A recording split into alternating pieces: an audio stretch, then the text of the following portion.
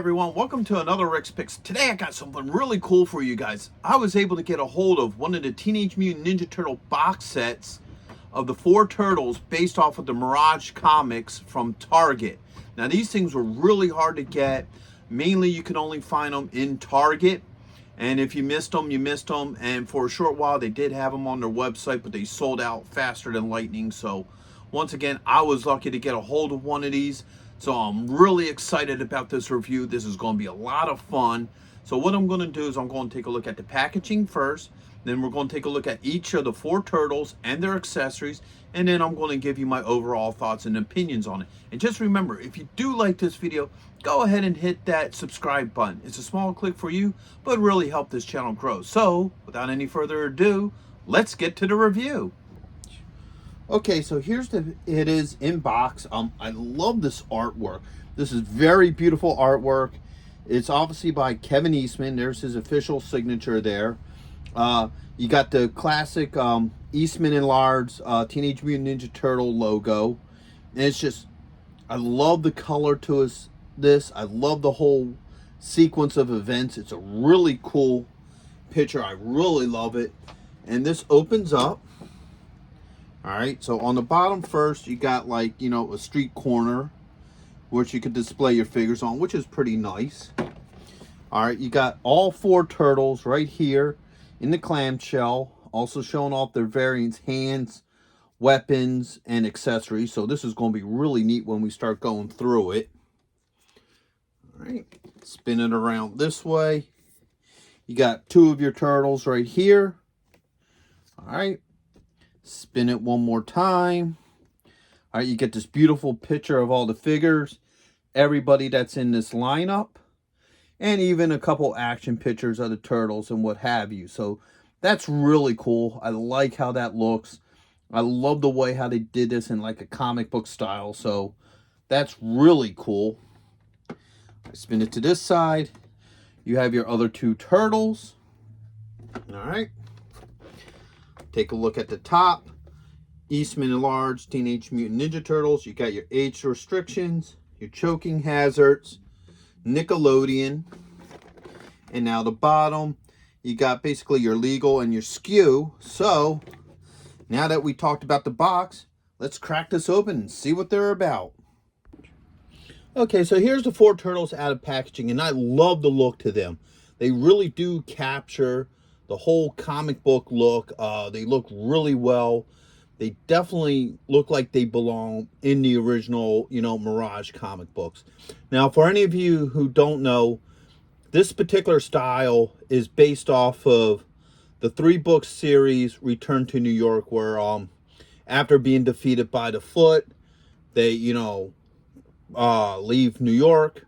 They do some training, and then they eventually come back to deal with the Shredder. So a lot of people who aren't familiar with the comic books are probably wondering why all 4 brothers have red bandanas.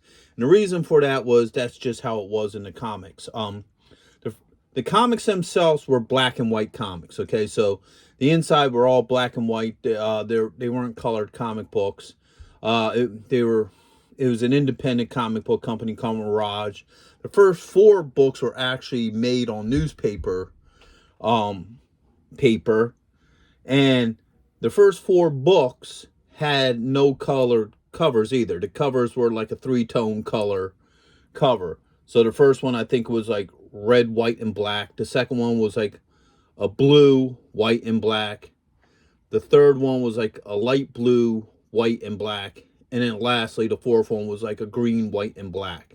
And you didn't see the colors of their bandanas until the cover of issue 5, which I actually have right here. So this book right here is the first time you see all 4 turtles with the red bandana. So it's this cover here, even though the inside is still a black and white color. This is the first time you got a real colored look at the turtles. So that's basically why they all have red bandanas. It was just the way it was done in the comics. All right. So like I said, these turtles are based off of a miniseries of 3 books called Return to New York. So this would be book number 1. okay, which was issue 19 in the run. All right, book number 2, okay, and last but not least, book number 3.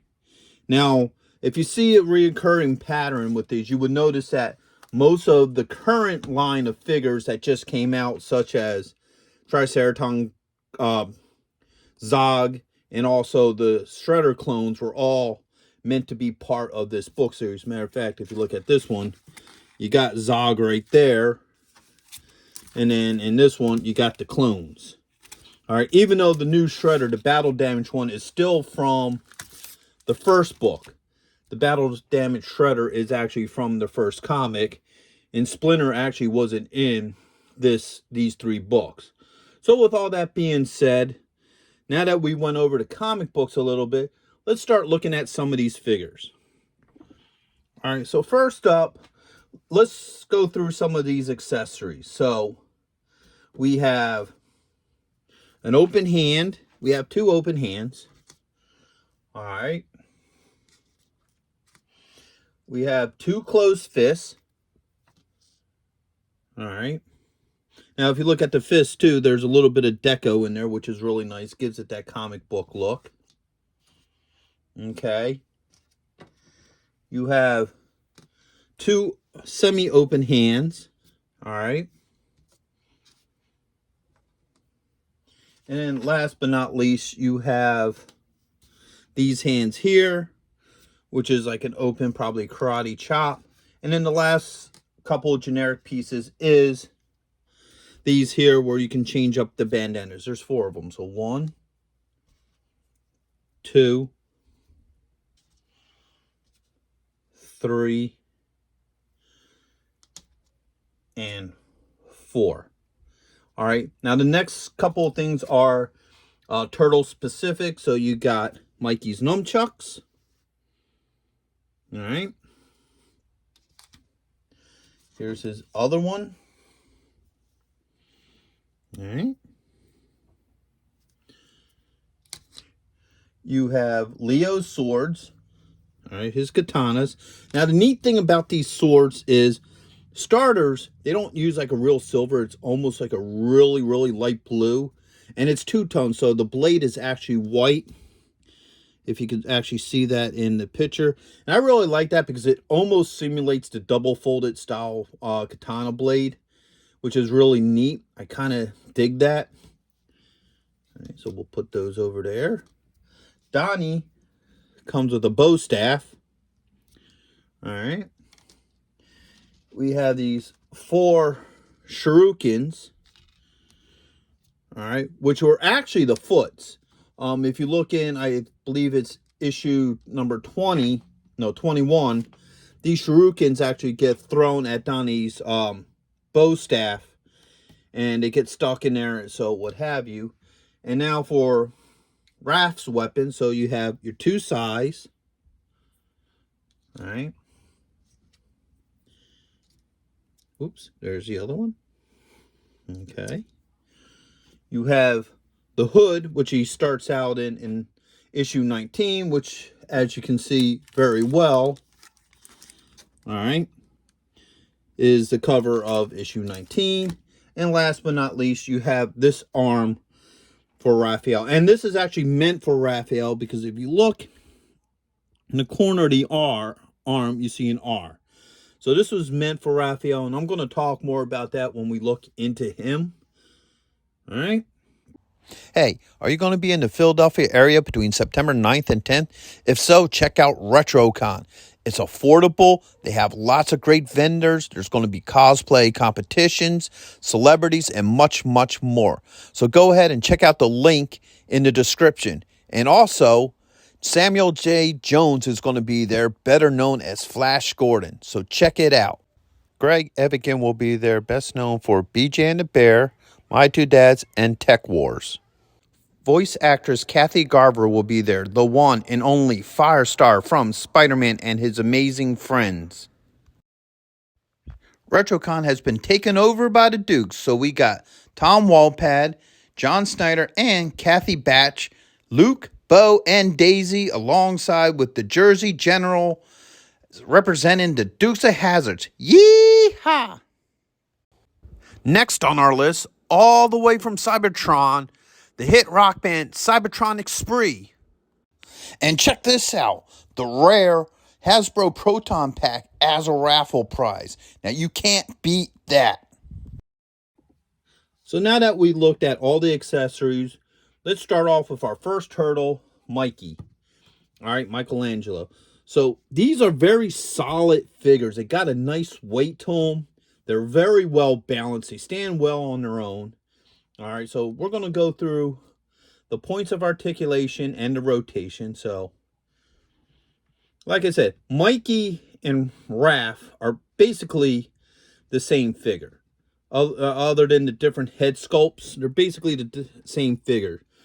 And the neat thing about these two is, if you're confused what turtle you have, if you pop the head off, let me get that off of there. There we go. If you take his head off, if you look right at the back of the head here, you'll see an M. Okay, that lets you know that this is Mikey's head. And each of the other turtles has that. I'm not going to pull off all their heads. But yeah, so that's kind of cool. So if you ever get confused what turtle's head you have, you know, you just pull the head off and it'll show you. So now let's go through his points of articulation. So his head does spin. All right. He has a shoulder joint. All right. He does have a pivot as well. All right. An elbow joint. And a wrist joint. All right. Put his arms up. All right. He doesn't have any. He does have sort of a torso joint. Yes, he does. All right. So he does have a torso joint. He has a thigh joint, a knee joint, and he also has an ankle joint. And just to save on time, all these figures have the same points of articulation, so there's no real point in going over each and every turtle's points of articulation. Otherwise, this will be a very, very long video. So, first off, this can always pop off. Okay. Eventually, there it goes. And now you can replace it with just a straight bandana. So if you want, you know, it going off to the side like that, like if it's blowing in the wind, which is a common thing with the comics, you know, you can have that look with them. So that's pretty cool. Okay. Now, let's see how well his nunchucks fit in his hand. All right. As you see, fits very well. No issues. All right, let's try the other one. All right, so both nunchucks fit very well in his hands. No issues with the chucks fitting in the hands, okay? Now, here's the interesting part. Let me get this off of him. If you look on the back, there's nowhere really to put him. I mean, you could kind of try to move this belt around, but to get them onto the actual backpack, like there we go. All right, you got that one back there. And put this one here. All right, and now, yeah, see, they don't want to really sit back there all that well. You know, they can go there.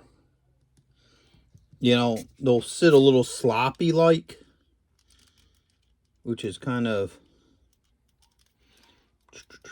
hold up, let me get that under there. There we go. So, as you see, you can get them back there. It take a little bit of work, but it does fit. Okay. So, oops, put that there. All right. And now what it is if you look on the back here, it's going to be hard to see.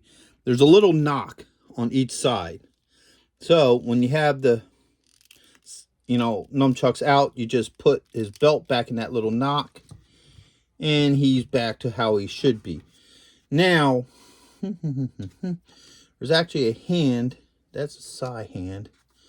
think it's this one here that supposedly you can give to Mikey and it'll allow him to actually hold the chucks. No, it's not that one. I saw it on the box. You know, to where it'll, like he's holding them. You know, he was actually able to hold both chucks in one hand. Might even be this one. Yeah, so you can also do it like that. So if you want to have him holding a chuck in just one hand, it is doable, which is pretty neat. And as you saw, his hands move, you know, come off and on very easily. So you can easily exchange the hands with no issues. All right. All right. So now next is Raph. All right. Let's give him a quick rotation. Like I said, he pretty much is pretty similar to Mikey. Almost exactly the same, except for the head sculpt. All right. So let's see how well his weapons work with him. So first, let's try this side. All right. Fits in his hand. No issues there. Next will be this one. Okay, that just slides in there. No issues with the size. Both sides fit very well in his hands. All right. Now the size go under here, underneath his arms. So what you do is you just loop the one hook there. And now this arm. All right. Hooks there. So as you can see, the two sides fit very well under there. They look like they belong there. So it looks really nice. I like that. Now, in this storyline, it starts out with them being off at the, you know, the farmhouse. Raph and Leo really get into it. They get into a big fight. Raph throws, you know, Leo through the wall and heads back to New York. When he comes back to New York, he's wearing this hood. So let's see how well this fits on him. All right. So this fits very well on him. Okay, no issues. It looks like how it should be in the book. Let's give him a rotation. Okay. And next, you know, I'm going to take the sides out of here. He comes with this alternate arm. All right, and obviously it's made for him because it has his initial. So this arm pulls out pretty easily. This arm fits in. Okay. Let's give him this hand here. All right, pop that in there. Then hand pops in, no issues. And this is supposed to be for the size. So you can either have them kind of hold them. You can't really hold it like that. But you should be able to get it in here. So, okay. There we go. So you can have them hold the side like this. It's a little bit awkward because of how his fingers are. His fingers are a little big to hold it like that. Like even if, pull that off of there. So even if you try to do it like that, see how big his fingers are. So that makes that hard to do. So it can be done. Let me try it in this one. Looks a little bit more open. Because he should be able to hold it. Yeah, getting that around that thumb wouldn't work either. Oh. Yeah, so the way how this is designed, it's going to be hard, yeah, with any of these hands to try to get the sai into that other carryway. Like I said, you can do it. It'll go in a little bit awkward. And unfortunately, you can't do the reverse. You sort of can. Like you can kind of have it hold it like that. It's not really good. Maybe if you mess with it a little bit more, you might be able to get them to hold it, you know, in that iconic other style. But let's get back to this arm a little bit. Now, I find this arm odd because he doesn't wear this in issue 19. Okay? So I don't know if there's another book that he has this on there, but issue 19, where he wears his hood, and it's the only issue in the series that he actually wears his hood, he actually does not have this on his arm. And as proof, let's open up the book.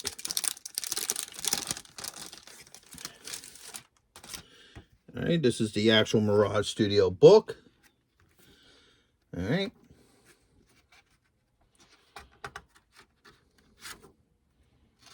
Oh man, love the smell of old glue. Like, you look at this picture here, there's the arm. It's not on there. And there's a couple other spots where it shows them with the hood on. See if I find a couple more. Right here, he's wearing the hood. You can see with his arms, he doesn't have, even here when he's fighting the foot, there's the arm right there. You can see it even in here, that he just doesn't have that band on. So I don't think I need to go through the whole book, but even here is even more clear, because you can see both arms, this arm here and there. So I don't know if that was just something that they added to the comic, added to the figure, just to make him look cool. You know, add a little extra detailing to him. Maybe even like if you have the hood off and you have that arm piece on, it kind of distincts him a little bit more from Mikey. But as you can see in the actual issue, he doesn't have that on there. So that was kind of interesting. I mean, it's a neat little piece, but it just wasn't something that was relevant in the actual issue. Okay, so now we looked at Raph. Next is Donatello. All right. As you see, each one has a different head sculpt. Give him the rotation. He does have a special spot here for his bow staff. All right. So let's see how well the alternate hands work with him. So we'll pull this off. We'll give him this one. As the same with his brothers, the hands switch out very easily. There's absolutely no issues with that.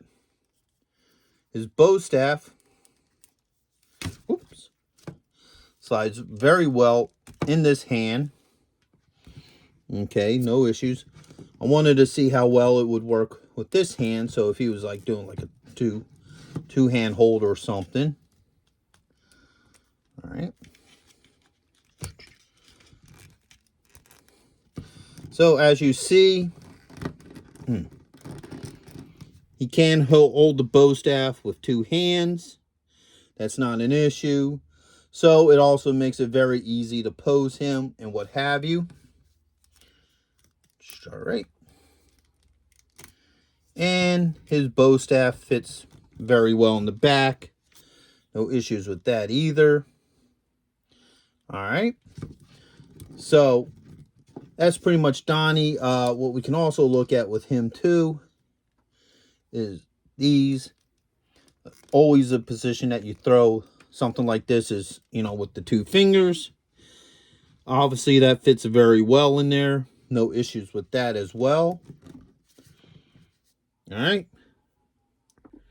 So last but not least, Leonardo. So put Donnie back. Bring Leo out. Now he's definitely getting a rotation because he's the one with the most differences. Like I said, he has the straps here. You spin them around. You got, you know, your sheaths there for his katanas. All right, so let's see how well these katanas fit in his hands. If he's like his brothers, there shouldn't be any issues. No. That one fits nicely in there, like it belongs. This one as well.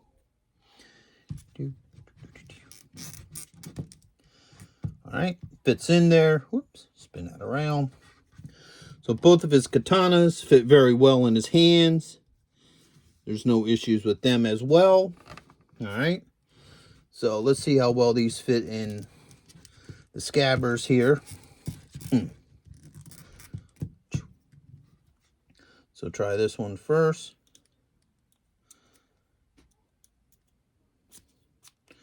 All right, that fits in pretty easy.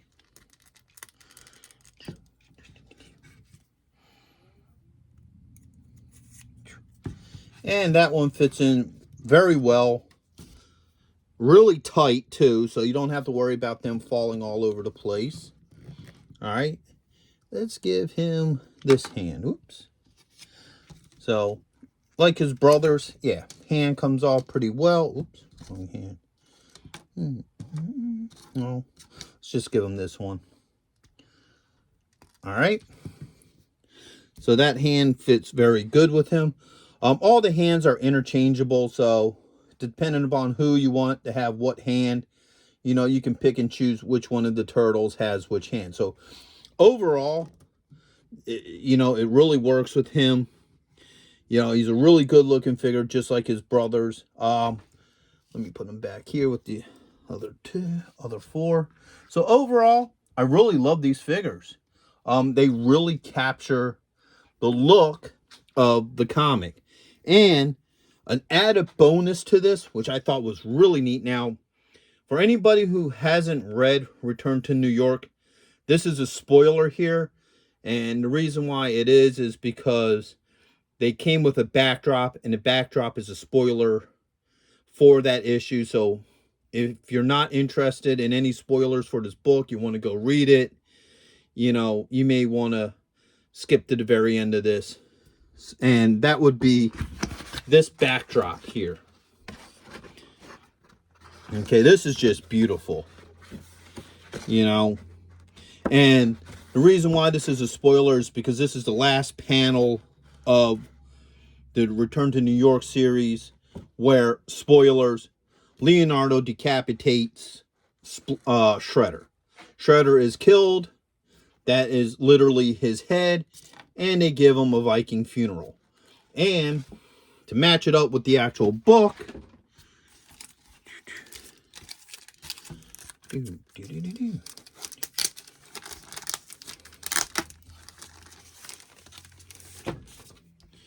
right.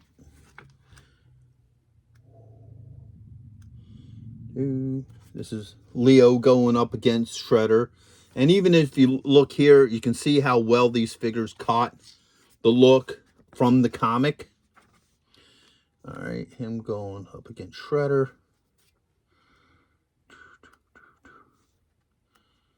Oops, it's actually right before this. Come on, paper.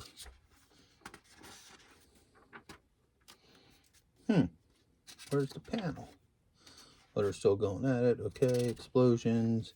And right there, beautiful piece of art. This is where Shredder literally loses his head. You can actually see right here where the slice point comes. Explosion. Leo shows up with Shredder's body in the blanket. And here's the actual panel that's from. So as you can see, it caught this panel really well. You look at these turtles in this picture, you can see them looking like those figures. So, like I said, this was really, really well done. You know, these figures look really great. I would highly, highly recommend these for anybody who's a fan of the original Mirage comics. These figures capture, you know, the look and essence of those comics. The Return to New York. They look great. They would look wonderful on any shelf that you would want to display your turtles. The poses are neat.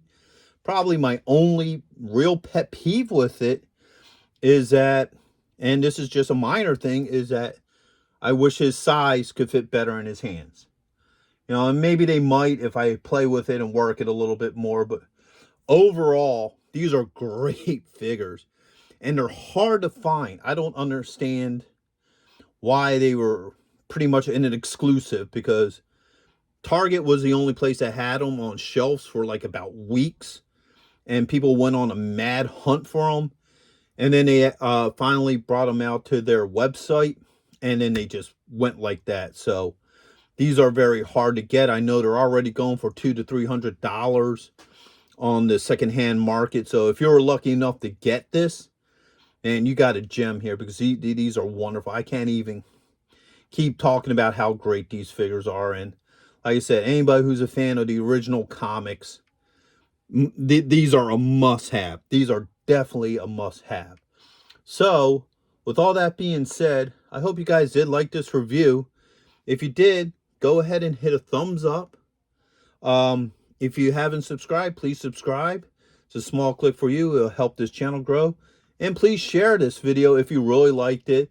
And if you do know where in the comics Raph actually has that on there, leave a note in the comments, because I would love to hear from you guys. So until the next one, late.